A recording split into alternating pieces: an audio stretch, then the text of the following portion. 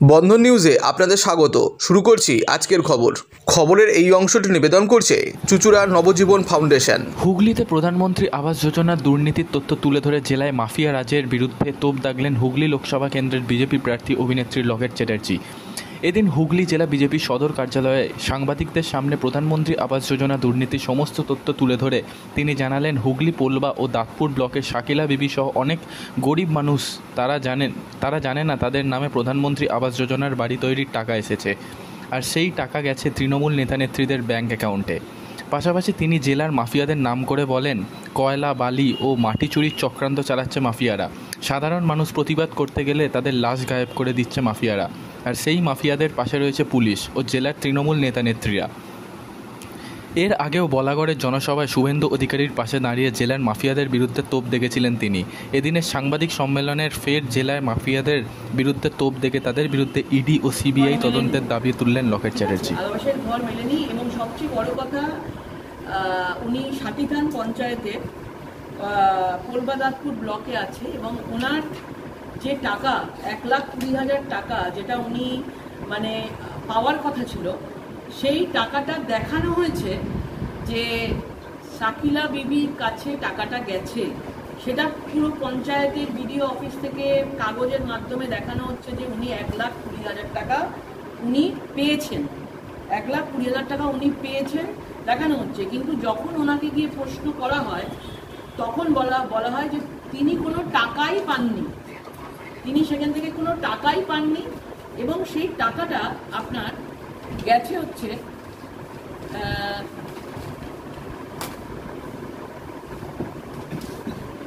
শাকিলা বিবির টাকা এখানে গেছে এই অ্যাকাউন্ট নাম্বারে গেছে, যার নাম্বার লাস্ট 4টে নাম্বার হচ্ছে যে 480455। এই টাকাগুলো কিন্তু শাকিলা বিবির অ্যাকাউন্ট নাম্বার নয়।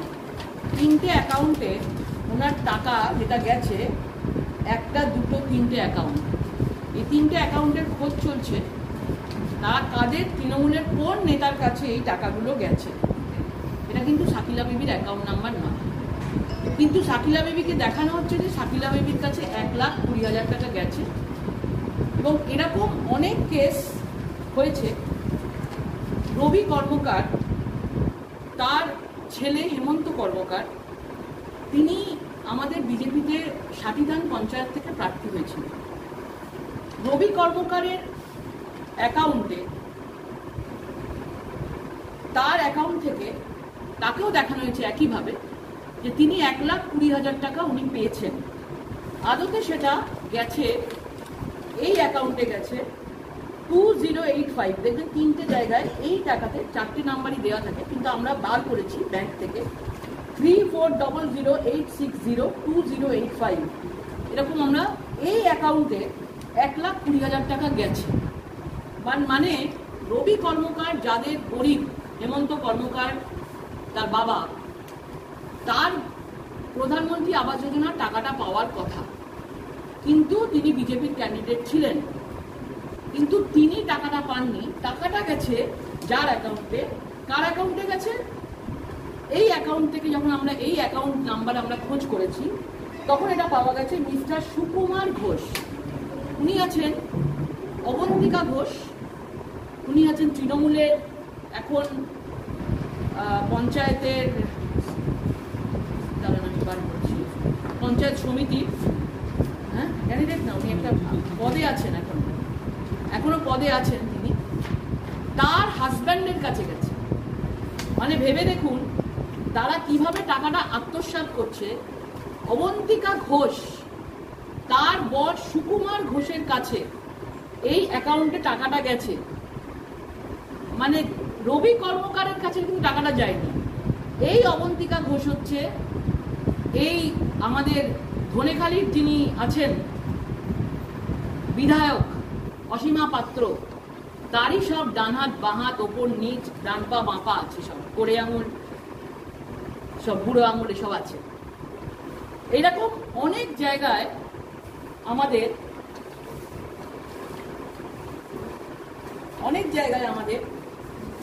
বিভিন্ন জায়গায় এরকম প্রধানমন্ত্রী আবাস যোজনার টাকা পয়সা গেছে।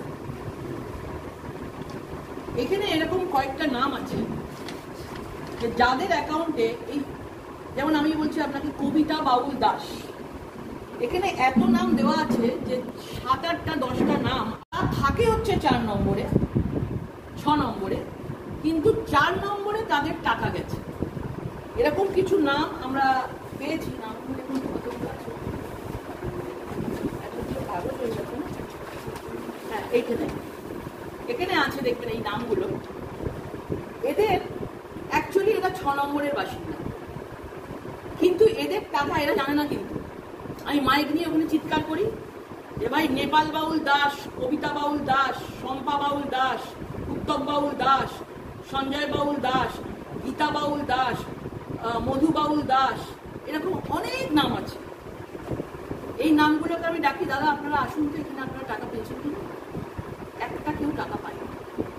সবচেয়ে বড় কথা, যেখানে টাকাটা গেছে সেখানে বাউল সম্প্রদায় থাকেই না, বাউল সম্প্রদায় থাকেই না। 6 নম্বরের যে লোক, 6 নম্বরের টাকা এদের নাম করে 4 নম্বরে গেছে, কিন্তু এদেরকে দেখুন এরা একটাও টাকা পায়নি। মানে বিভিন্নভাবে, এবং আমার কাছে গভর্নমেন্টের এই শিটগুলোও রয়েছে, পরপর দেখবেন এখানে বাউল দাস বাউল দাস বাউল দাস করে নাম গেছে।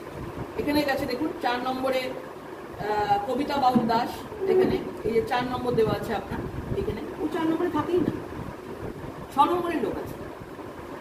এইভাবে 1,20,000 টাকা করে প্রধানমন্ত্রীর টাকা আত্মসাৎ করেছে। মানে আপনাদের বলছে না, সব জায়গায় গিয়ে সবাইকে বলছে না প্রধানমন্ত্রীর টাকা দেয়নি, যে টাকাগুলো দিয়েছিল তার হিসেবটা দিতে পারবে না বলে আজকে এই ধরনের প্রচার চালানো হচ্ছে। 4 নম্বর ওখানে পঞ্চায়েতের আছে কিছু, এটা হচ্ছে আপনার সাথীধান, ধনেখালি বিধানসভার অন্তর্গত। এটা মনরেগা জব কার্ড নাম্বার দেওয়া আছে এখানে, মনরেগা জব কার্ড নাম্বারে ওরা হচ্ছে 6 নম্বরে আছে জব কার্ডের, ঠিক আছে? তাদের অ্যাকাউন্টে টাকা ঢোকেনি, গেছে 4 নম্বরে। হ্যাঁ, ঠিক আছে, এখানেই দেওয়া আছে আপনার অন্য অ্যাকাউন্টে যাচ্ছে। আপনাকে একটা পরিষ্কার পরিচয় দিলাম না, এই যে সুকুমার ঘোষ, এটা দেখুন সুকুমার ঘোষ, দেখুন সুকুমার ঘোষ লেখা আছে। সুকুমার ঘোষ অবন্তিকা ঘোষের হাজব্যান্ড কিন্তু টাকা গেছে। টাকা কার কাছে যাওয়ার কথা ছিল? রবি কর্মকারের ছেলে হেমন্ত কর্মকার আমাদের বিজেপির প্রার্থী ছিল, তার কোনো বাড়ি নেই, সে টাকাটাও পায়নি। তাকে দেখানো হয়েছে সে টাকাটা পেয়েছে, কিন্তু টাকার অ্যাকাউন্টে গেছে। দেখুন এই 3টে, এই অ্যাকাউন্ট নাম্বারে গেছে টাকাটা। এই অ্যাকাউন্ট নাম্বারটা কার আছে? এই অ্যাকাউন্ট নাম্বারটাকে যদি আপনারা দেখেন, সুকুমার ঘোষের অ্যাকাউন্ট নাম্বার। সময়টা 24-এর ঘটনা, ডেট টাইম দেওয়া আছে 15ই জানুয়ারি 2024। অভিযোগ হয়নি, এগুলো নিয়ে অভিযোগ করতে যাওয়া হয়েছিল। আপনারা দেখেছেন এখানে রয়েছে, এখানে বলা হয়েছে আবাসের টাকা সাকিলা দাঁতপুর থানায় ঝুমার বিরুদ্ধে অভিযোগ। ঝুমা চক্রবর্তী কি? অনিল চক্রবর্তীর স্ত্রী ঝুমা চক্রবর্তী এখন অসীমা পাত্রের ডান বা হাতের মধ্যে একটা হাত। ওখানকার কে আছে? দাঁতপুর থানার ওসি আছেন অভিষেক বাবু, উনি এখনো ঝুমা চক্রবর্তীকে গ্রেপ্তার করেন। ঝুমা চক্রবর্তীর হাজব্যান্ড এখানে বলছেন, অসিত চক্রবর্তী, যে হ্যাঁ এখানে এইরকম আবাস যোজনায় দুর্নীতি হয়েছে, এবং অনেক জায়গায়, শুধু সাকিলা নয়, এলাকার আরো কয়েকজনের ক্ষেত্রে এমনটা হয়েছে। তাহলে এখনো কেন ঝুমা চক্রবর্তীকে কার নির্দেশে গ্রেপ্তার করা হচ্ছে না? অসীমা পাত্রের নির্দেশে। অসীমা পাত্র আটকে রেখেছে, কারণ ঝুমা চক্রবর্তী যদি গ্রেপ্তার হয় তাহলে আরো সব কেস বেরিয়ে আসে। পুরো বিষয় জুড়ে এখানে আবাস যোজনার বিশাল বড় একটা কোলবা দাঁতপুর বলুন, আজকে ধনেখালি ব্লকে বিশাল বড় একটা গন্ডগোল আছে। আরেকটা বিষয় বলছি, শিবনাথ বেরা, উনি একটা এসসি সার্টিফিকেট 2018 সালের পঞ্চায়েত নির্বাচনে কোলবা দাঁতপুরের 26 নম্বর সিটে শিবনাথ বেরা ক্যান্ডিডেট হয়েছিল, জিতেছিল। 2023 সালে কোলবা দাঁতপুরে ক্যান্ডিডেট হয়েছিল, জিতেছে। যে জায়গা থেকে ক্যান্ডিডেট হয়েছে 27 নম্বর, সেটা রিজার্ভ এসসি, ওনাকে তো ক্যান্ডিডেট হতেই হবে, পয়সা তো মারতেই হবে, কিনতে তো হবেই। তার জন্য কি করেছেন তিনি? তাই জন্য একটা জাল এসসি সার্টিফিকেট করিয়েছেন। এসসি সার্টিফিকেট পাওয়ার জন্য বেআইনিভাবে পাওয়া এসসি সার্টিফিকেট বাতিলের আবেদন করেছে পঞ্চায়েত নির্বাচনে অনেকে, তার জন্য পুলিশকে কমপ্লেন করেছিল। জাল কাস্ট সার্টিফিকেট এর জন্য প্রার্থীপদ খারিজ উপযুক্ত শাস্তির জন্য আবেদন করেছে, কিছু করা হয়নি। এফিডেভিট করিয়েছিলেন, জাল, পুরো জাল করেছিলেন। করার পরে আপনার এসসি আপনার 2023-এ, আমি 2018টাও দেখাচ্ছি, 2023-এ উনি 60 থান PS 27 এসসি আছে, এইখানে জাল সার্টিফিকেট করে এখানে দাঁড়িয়েছে এবং জিতেছে। জাল সার্টিফিকেট কারা দিচ্ছে? মাদকাসক্ত যুবকদের জীবনের মূল স্রোতে ফিরিয়ে আনছে চুঁচুড়া নবজীবন ফাউন্ডেশন। আজ থেকে 7 বছর আগে পথ চলা শুরু হয়েছিল এই সংস্থার। হুগলি জেলা থেকে শুরু হয়েছিল নবজীবন ফাউন্ডেশনের কাজ। আজ গোটা উত্তর পূর্ব ভারতে ছড়িয়ে পড়েছে তার ব্যাপ্তি। জেলা ও রাজ্যের হাজার হাজার মাদকাসক্ত যুবকদের মানসিক ও শারীরিক চিকিৎসার মধ্যে দিয়ে সুস্থ জীবনের পথে ফিরিয়ে আনছে নবজীবন ফাউন্ডেশন। কী করে এই সংস্থাকে তিল তিল করে গড়ে তুলছেন বন্ধন নিউজ এর ক্যামেরার সামনে, সে কথা বললেন সংস্থার কর্ণধার চন্দন দাস। দেখি ওটার মধ্যে কি আছে, বা পাড়ার বড় দাদারা করছে, আমিও একটুখানি করি, ফিলিংসটা কি সেটা দেখতে যাই। এবং একটা সার্টেন টাইমের পর কি হয়, সেটা ফ্রিকোয়েন্সিটা তখন অনেক বেশি থাকে, গ্যাপ থাকে যখন শুরু করে। পরবর্তীকালে যখন নির্ভরশীল হয়ে পড়ে সেই একটা সাবস্টেন্সের উপর, তখন সেটা থেকে বেরোনোর জন্য সে নানা রকম চেষ্টা করে, কিন্তু তার ওয়ে আউটটা জানা নেই যে কোন রাস্তা দিয়ে গেলে নেশা থেকেও বিরত থেকে সুস্থ স্বাভাবিক জীবনযাপন করা যায়।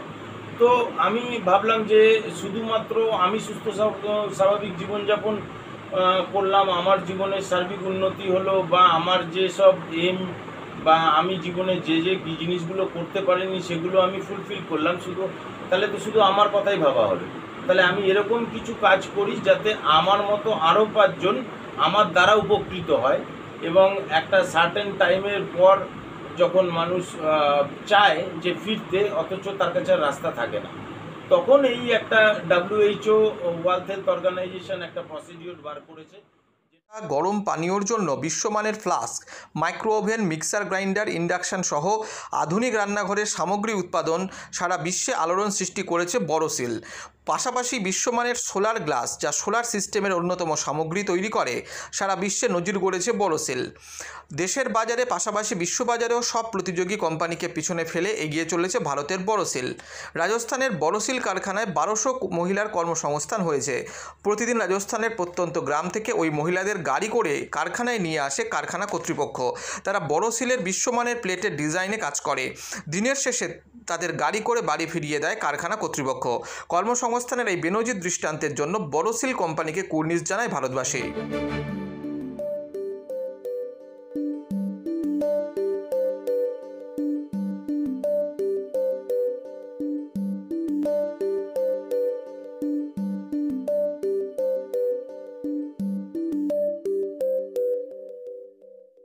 At Borosil, our products touch our customers' lives in many ways. Our philosophy is simple: understand the evolving needs of our customers and deliver solutions to meet them.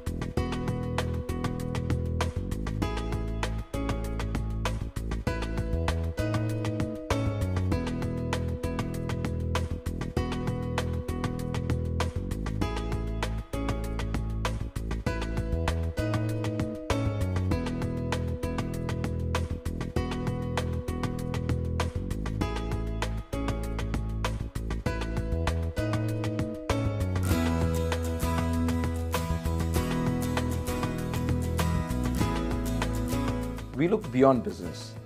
We promote green energy as well as provide healthcare and education for the underprivileged. In fact, this has been our heritage at Borosil.